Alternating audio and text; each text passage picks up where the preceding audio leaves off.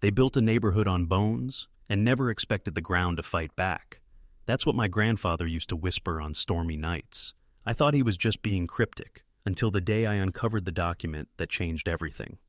You see, when a man inherits 40 acres of lakefront land that's been in his family since before the Civil War, he doesn't just receive trees, soil, and water. He inherits stories and power buried beneath generations of silence. My name is Ethan Garrett, and 2 months ago, I left the city behind to reclaim my family's legacy. A 180-year-old ranch hugging the edge of Crystal Lake. Untouched, wild, sovereign. At least, it should have been, but power hates sovereignty. The first thing I did was begin restoring the pond, an ancient irrigation basin that once gave life to frogs, birds, and schoolchildren's field trips. With permits in hand and contractors ready, I thought I was reviving the land. What I didn't know is that I was poking a bear, or rather, awakened her. She came dressed like power, sharp blazer, sunglasses like a mask, voice sharp enough to cut glass. Patricia Hendress, president of the Meadowview HOA, the enforcer of standards, but not laws. The first time we met, she didn't even introduce herself like a neighbor. She came onto my property barking about aesthetic violations and architectural committees, as if her clipboard overruled history. She didn't realize this land existed before her entire subdivision had electricity, before her HOA had rules, before she was even born. That's when it clicked. This wasn't just about a pond, it was about control. What Patricia couldn't tolerate was that someone existed outside her kingdom, that there were still men who didn't ask permission, who knew how to build, repair, defend. That's when the war began, not with fists, but with paper. She sent cease and desist letters, filmed my workers, filed complaints with county inspectors. And behind that manicured HOA smile, I could see it. Fear, not of the pond, but of what it represented. Freedom, unregulated, unlicensed, unbroken manhood. She didn't know what I'd found in the filing cabinet, didn't know she was trespassing on more than land. She was trespassing on legacy. This story isn't just about revenge. It's about the buried truth of who holds real power. And the day I flipped that breaker, that's when I became the storm. They say power is invisible. Wires in the walls, signatures on paper, eyes behind tinted windows. But the most dangerous power, it's the kind you forget exists, until it's gone. After Patricia's second ambush on my property, this time with HOA board members in tow, yelling over diesel engines and construction noise, I stopped trying to reason. Her smile was gone now, replaced with a permanent sneer, like every inch of my ranch was a personal insult. And maybe it was. Because men like me, men who don't flinch when challenged, men who remember how to hold their ground, aren't supposed to exist in neighborhoods like hers. That night, under a flickering bulb in my grandfather's tool shed, I opened the old utility file again. His handwriting was neat, deliberate. Utility easement, 25-year conditional agreement. Expires 20 if not renewed. I froze.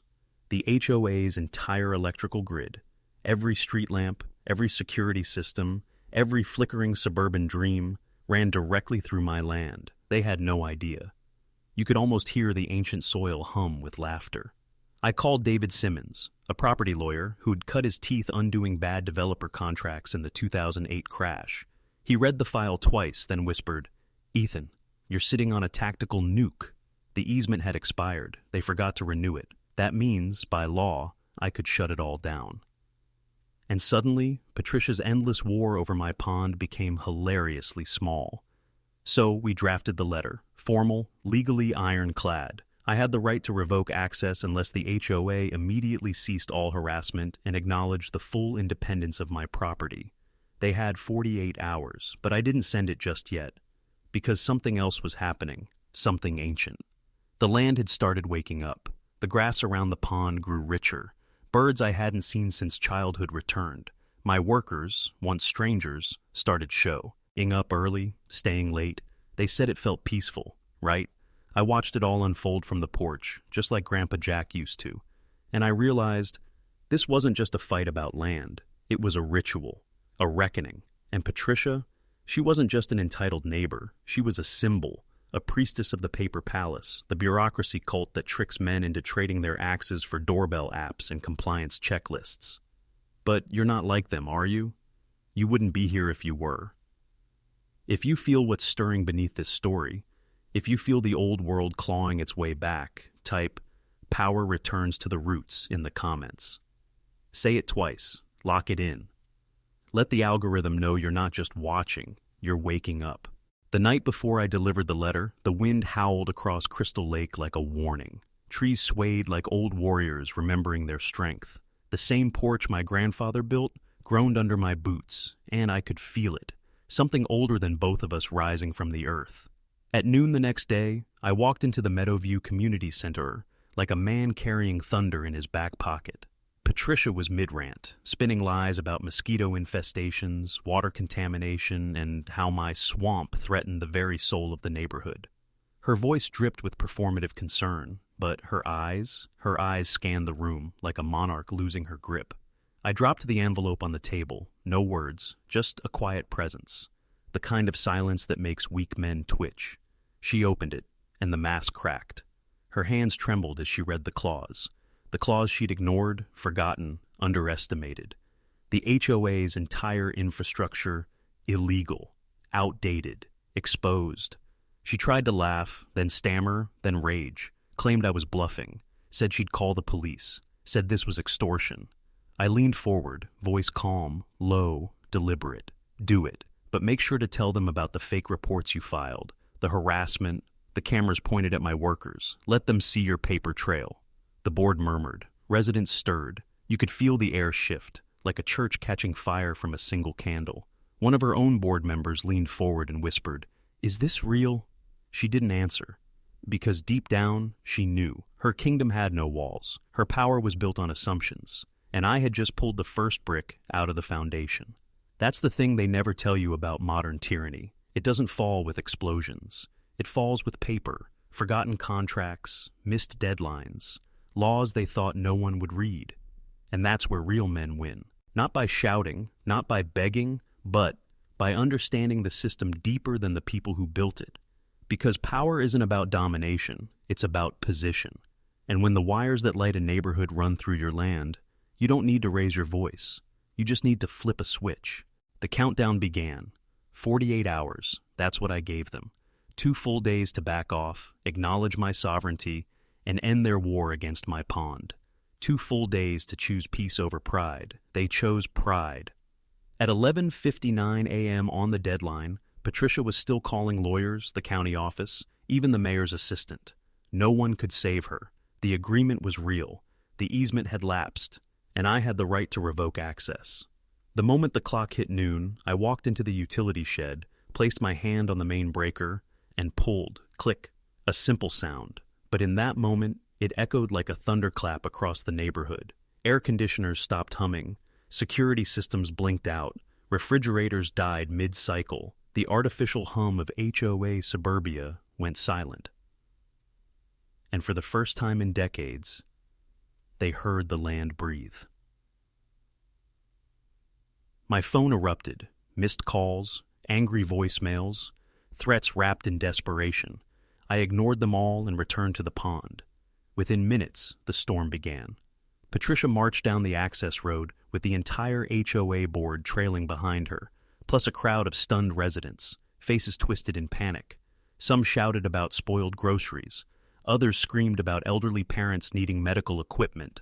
One man yelled that his Wi-Fi was down during a conference call. Patricia, of course, made it about herself. "You've ruined everything. You'll be sued, arrested. This is domestic terrorism."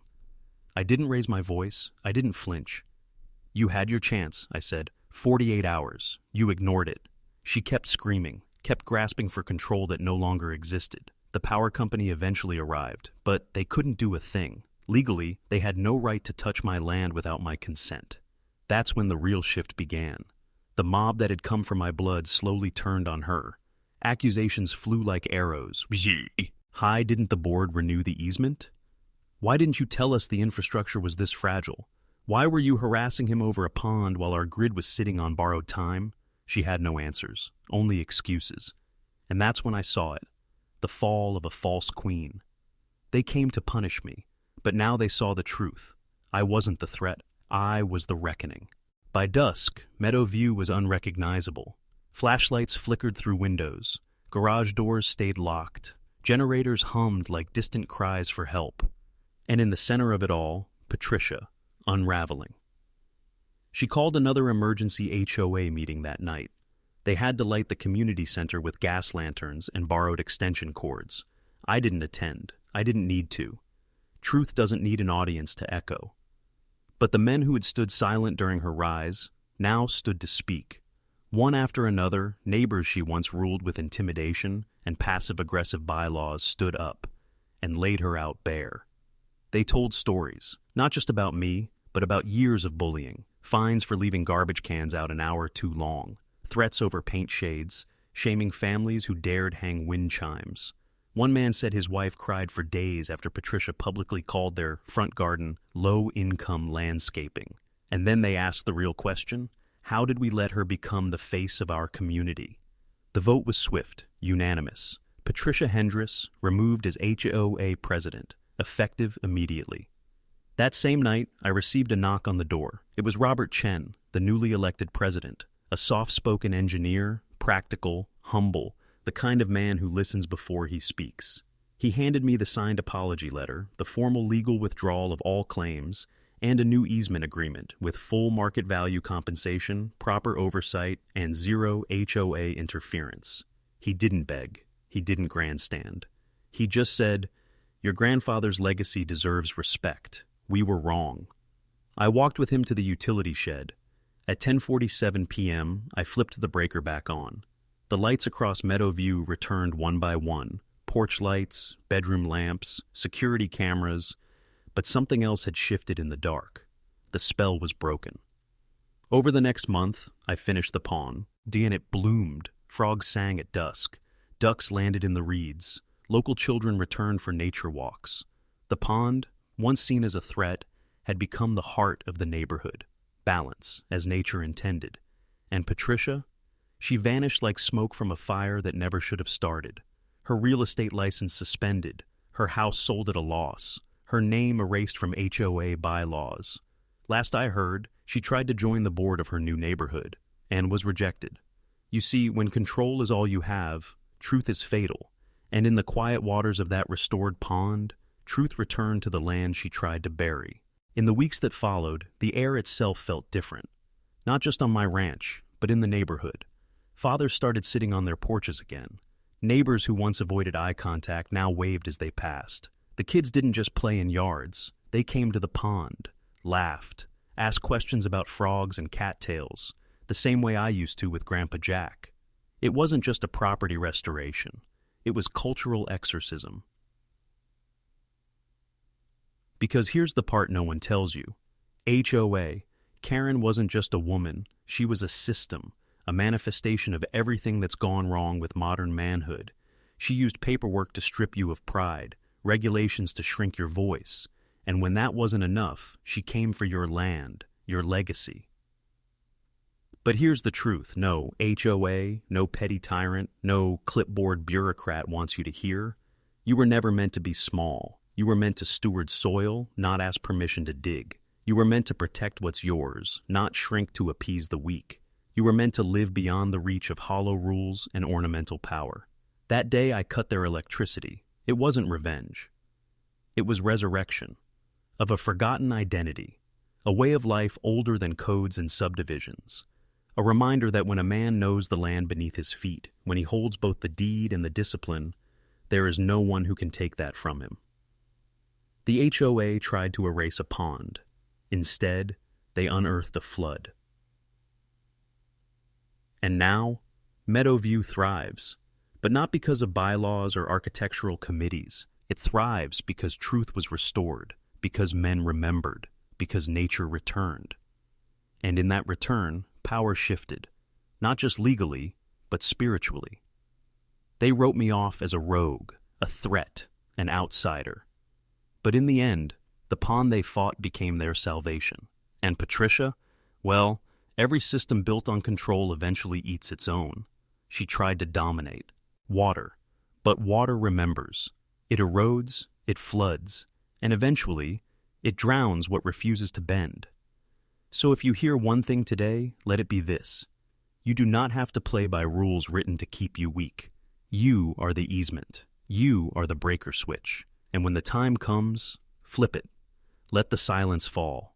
Let the false queens crumble. Let the light go out. And then, rebuild by firelight, by starlight, by the light that no one can shut off.